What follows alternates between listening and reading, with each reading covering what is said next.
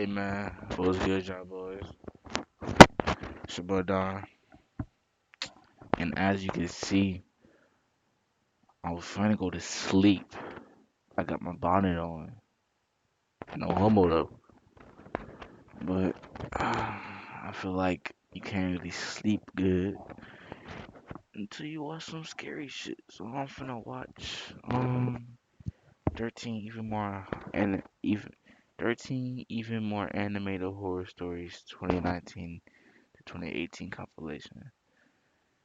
Feel me? I believe that I did enough talking. It's time to get scared. I'm gonna turn the light off. There we go. This happened about 5 years ago when I was 21. Me and my friend Seth got into this app which showed you ghosts. We go out ghost. Off the rip. Off the rip. Let me tell y'all. Off the rip. They're white boys. Off the rip. Who the fuck is looking up? Who's downloading? Who wants to see a ghost? Who, bruh? If you want to see a ghost, bruh, just unsubscribe from me, bruh. I don't give a fuck. Cause you're a school threat. You're a school threat. At that point, you're a school threat. Hunting, but nothing much would happen. Sometimes a dot would appear on one of our phones and it would say random words. We would ask, "How did you die?" and stuff like that. And sometimes the answers lined up, but it was mostly random. One night, around 2 a.m., Seth suggested going to the cemetery to see if the app picked anything up. I was hesitant, but I nervously agreed. We started making our way through the neighborhood towards the cemetery. It was weird as the streets are normally lined with cars, but they were empty on this night. We walked down the middle of the road with the app running, but it wasn't picking anything up. We finally made it to the cemetery, which was a small, family-owned one where they only buried their own. Seth went up to the gate and started shouting, hoping to get a response on the app, but nothing happened. I was standing in the road, feeling unsettled, when Seth starts yelling, "Is that all you've got?" I told him to stop disrespecting the Seth, that nigga name sound like he just like he go to schools in this. Pop pop pop. I'm sorry. I'm sorry. dead and we should leave. He tried being funny, saying, "Oh, I'll make him show up," and jumped the gate and started stomping on the graves while screaming, "Come on, show us something." All of a sudden, our phones said something at the same time. I looked down at my phone and it was there. We both just stood there, looking at each other when 10 or so red dots appeared on the radar, and it said it again. When I looked back up from my phone, Seth was next to me. I said, "We have got to go." As soon as I said that, we could hear the street lights turning off one by one from the top of the street, getting closer to us. We took off running as fast as we could. We got about halfway into the neighborhood before running out of breath and having to stop. I felt like I was gonna throw up from being scared and winded. Then I heard my phone say something. It was muffled, but I knew what it said. Being too scared to look at my phone, I looked at Seth, who looked terrified. He nodded at me to get my phone out, so I slowly pulled it out, and it said my name across the top. No, no, no, no, no, no, no, no, no, no, no, no, no, no way, bruh. I don't know what time it is for y'all boys, but for me, my nigga, it's 12. It's basically midnight, my nigga. So, oh my, oh, I turned my phone off and said, "Screw this, I'm done." We made our way back to my house and had a cigarette to calm down. We were talking about what a cigarette. just happened, almost not believing it, when I heard my phone again. This time it was my sister's name. We just stood there, frozen, not saying a word, when it went off again and said my brother's name. I took my phone out, turned it on, and deleted the app. I asked Seth to stay the night, but he refused. I can't Stuff a bitch. blame him. When I finally got to sleep that night, I dreamt a muffled voice repeating a word over and over. I started to wake up and the words became clearer. My phone was off, with the battery out. But when I turned it over, it was lit up with the app running. No. My nigga. If I back out this video, bro, hold on. If I back out this video, bro, would y'all be mad? Cause I can't deal with this shit. It's 12 o'clock at night, bro. I don't want to watch this. Fuck it, I ain't no pussy. It had a red dot about 6 feet from me, still repeating.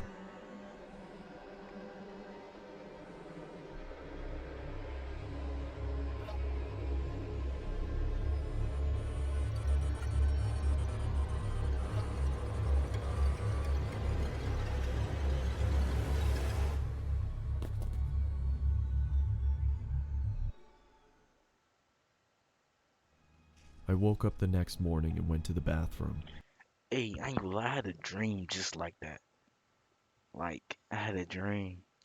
I woke up and the dog was looking at me, and the dog turned his head around, and I passed out. I had a razor-thin cut from my left shoulder to my right hip. I don't know what happened that night, and nothing has happened to me since. Needless to say, I don't mess with that kind of stuff anymore. As you should, bro. Let the dead rest in peace. Don't mess with the dead, they don't mess with you, bro.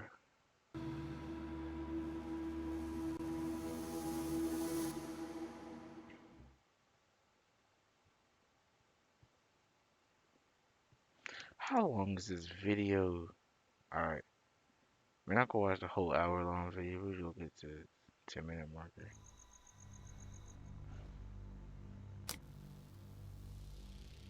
Over the weekend, about 15 coworkers and myself had our company trip to the Stanley Hotel in Estes Park, known for being Stephen King's inspiration for The Shining.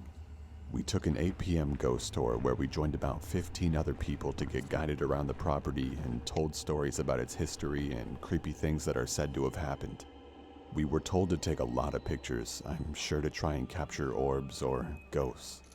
Many green orbs were caught in pictures, but I don't think anything is as creepy as this photo taken by my coworker. A little girl in a hot pink dress who was definitely not on our tour. And apparently, years ago, a young girl who was 12 to 13 by the name of Lucy was squatting in the basement of the concert hall, which is where this photo was taken, and she was discovered upon plans to begin some construction. She was forced to leave, and the night got below freezing, so she froze to death.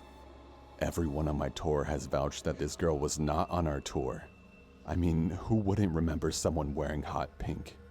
The man pictured as our tour guide, no one would have been in front of him. I am convinced that this is the ghost of Lucy. Just one more added note, though I doubt anyone would believe me. But there was only one time throughout the tour where I felt any strange energy or feeling. And it was right there, headed down to the basement of the concert hall. We saved $85 by literally clicking twice and installing a free browser. We gotta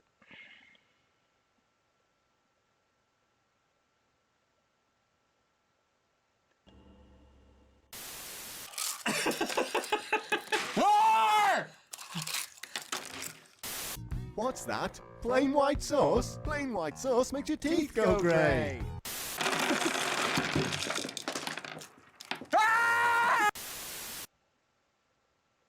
This happened a few weeks ago when I was walking home from school, excited that my freshman year was coming to an end.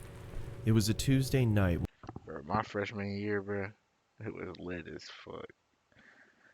It was some bad times, but then it was like more good times. Like I was lit, you know what I'm saying? Failed all my classes. Now look at me. I'm 23 in high school. Look at me now, bro. I'm 23 in high school just because I had fun my freshman year. Get your grades done first, kid. You know what I'm saying? When I was turning in my last essay for history. I left it to the last minute and the teacher actually made me complete it before I could go home. I hated my teacher for that. Around 8 p.m., I had finished that goddamn essay and was walking home. The rain had stopped and there was a beautiful sunset. Suddenly, I noticed something. There was a red 2016 Toyota Camry right behind me. I got goosebumps thinking it was following me. I didn't look back and started walking in my apartment. Your first mistake, bruh. Look back, nigga. Look at niggas. Take mental pictures of shit, bruh. You never know. Whenever a car pull up behind me, nigga, you feel me? Nigga, I'm hitting it with the, you feel me? My nigga break my neck. Direction. I wanted to go to a busy road to feel safer. Just then, the car sped up, stopping right next to me. A middle-aged No. I'm dipping. Fuck that. Unless I know the car, I'm dipping, bruh. man asked me where I was headed and suggested to drop me off. Fuck no. Fuck no. I'm at the gyms. I'm on arm straight and I'm beaming off, nigga. I said no thanks, but the man wouldn't leave and insisted. Especially if he looks like that, nigga. Yeah, I'm beaming off. I wanted to tell the man to just fuck off, but I took off running instead. I heard a loud noise and at the same time felt something I can only describe as a sharp vibration hitting my flesh. I fell to the ground not knowing what happened. They shot Out of his- adrenaline, I was about to get up and run again as I felt a heavy arm grab me by the mouth. Then the pain set in. I realized that I was shot. There was another man next to him that searched my pockets. He grabbed my phone and threw it on the ground as he tied my legs and taped my mouth. They quickly put me into the trunk of their car and then started driving. How'd you even get in a situation? Like, why are you even walking home from school at 8 p.m.? A teacher can't hold you in class for till 8 o'clock, my nigga. What? I could feel that we were going very fast, and I'm sure that we hadn't stopped at all for a good 30 minutes. I was feeling my blood soaking into my shirt, which scared me the most. I was certain that I was going to die. I was thinking about my parents and what they would feel when they heard that I was missing. Then the car came to a stop. By some Bruh, in that situation, bruh, I'm on complete survival mode, bruh. I don't give a fuck about nobody, bruh. My nigga, ain't no telling what I do if I'm in that situation, bruh. Any chance I get, man, like I'm licking the fuck at that tape. You know what I'm saying? Getting that shit off my, getting that shit off my mouth, biting my legs and shit, getting that shit and breaking. Yeah, tape can't hold me. I'm sorry.